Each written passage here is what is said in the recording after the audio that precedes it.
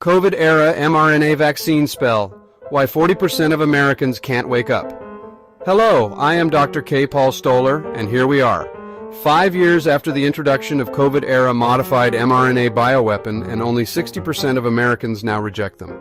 That means 40% still accept them, despite documented harms, zero liability, and mounting evidence.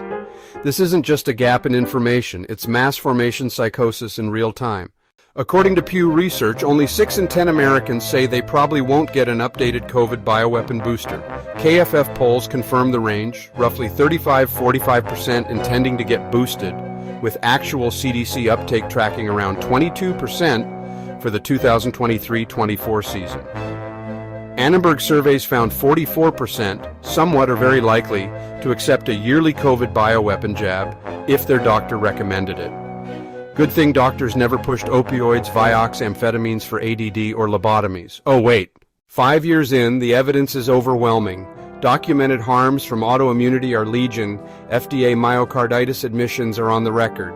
Pfizer's own post-authorization safety report showed almost 1,500 deaths in the first 90 days.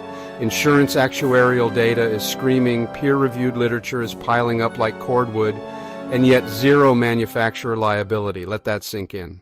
Look around the room you're in right now.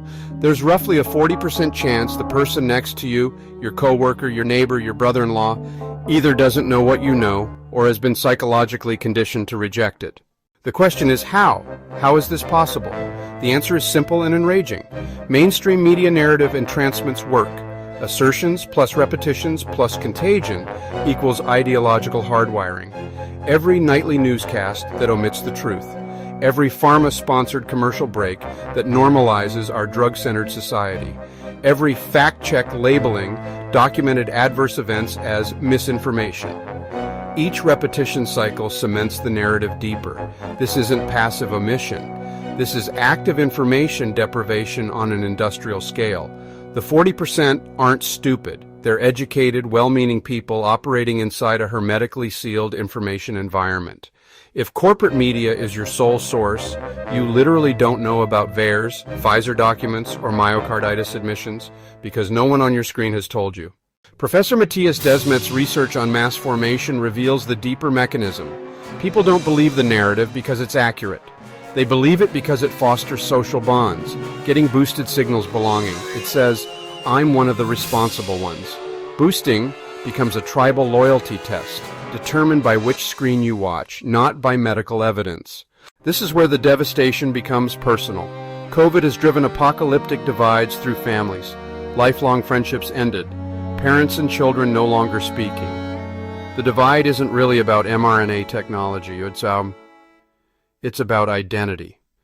Admitting the shots may have caused harm means admitting you injected yourself, and worse, your children, with something dangerous. Cognitive dissonance makes denial more comfortable than confronting that horror.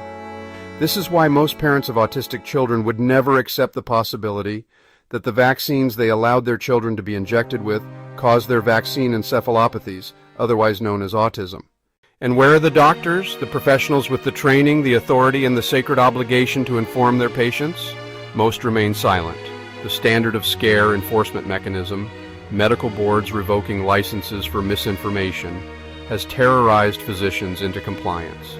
Silence becomes the message. The allopathic priesthood enforces scientism not through argument, but through the devastating eloquence of professional silence.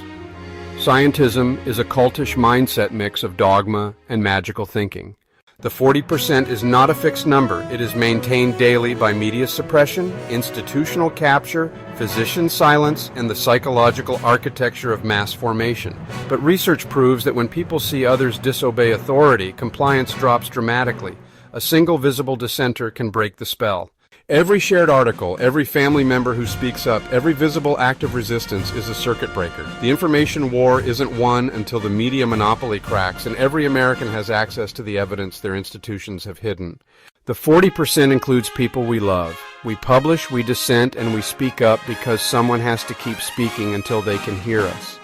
The fight for truth isn't over, not until the permission structures collapse and every American has access to the evidence they deserve. Until then, we dissent.